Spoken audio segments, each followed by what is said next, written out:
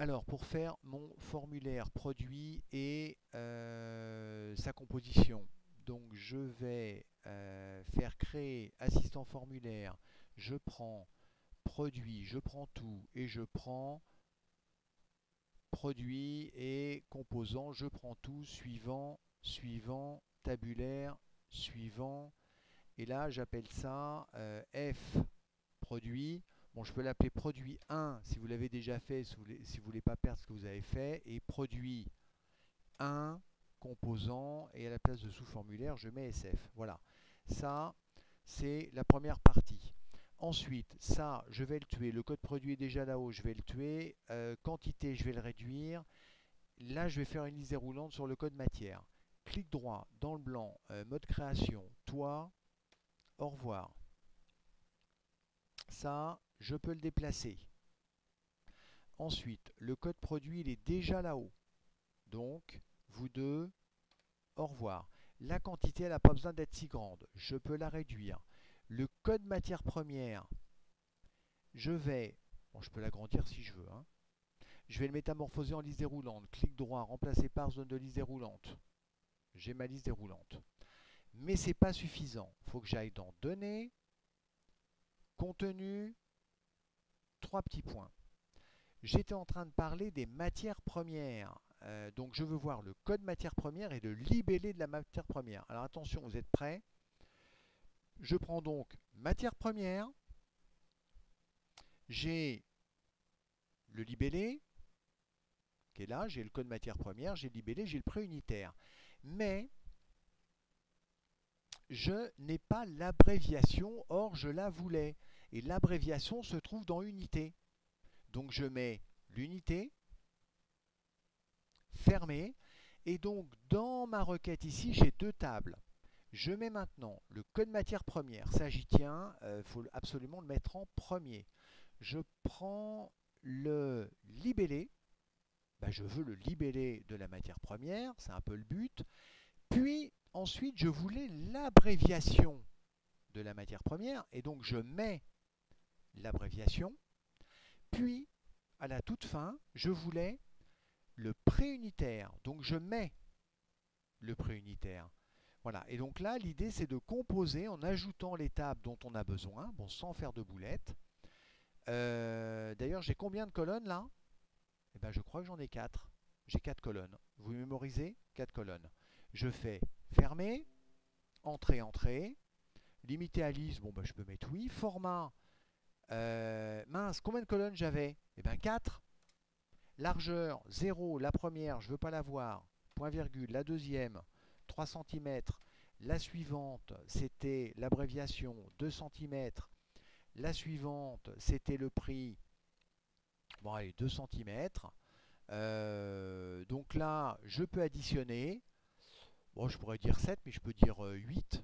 Voilà, du moment que je suis à plus, ça me va. Voilà, ça, je peux le réduire. Maintenant, si je veux un mot ici, un peu sympa là-dedans, Maxime, c'était ta question, eh bien je vais faire création et le bouton AA, c'est du texte, compo, voilà. Et cette rubrique que je viens de mettre, si tu dis, bah oui, mais comment je fais? Eh ben, je mets de la couleur ici et je peux augmenter la taille et l'écrire si je veux en noir. J'aurais pu aussi mettre ma photo si je voulais. Bon, bah là, ça a peu d'intérêt. Il me resterait bien sûr à faire pareil avec la gamme et faire sur le code gamme une liste déroulante. Le prix de base, je peux le réduire. Donc là, je suis vraiment bien. Je retourne dans Accueil, je fais Affichage, je vois mon résultat. Et si je veux changer de produit, attention, si je veux aller sur le shampoing à l'avocat, il ne faut pas que je tape shampoing avocat là. Il faut que je me déplace comme ça. Par exemple, là j'arrive sur col noir avec applicateur. Mais c'est pénible. Imaginez, vous avez 5000 produits, vous ne pouvez pas vous déplacer comme ça. C'est pas possible. Donc, je vais créer ici une liste déroulante, là, pour me positionner sur tel ou tel article. Bon, ça c'est aussi dans mes vidéos, hein. Donc clic droit en mode création. Ici, je vais créer une liste déroulante de choix. Donc, une liste déroulante de choix, ce n'est pas une zone de saisie, ce n'est pas un libellé, ce n'est pas un bouton, ce n'est pas un onglet, c'est, alors peut-être il est un peu plus bas, c'est une liste déroulante. Un clic, un clic. Là, j'arrive dans l'assistant.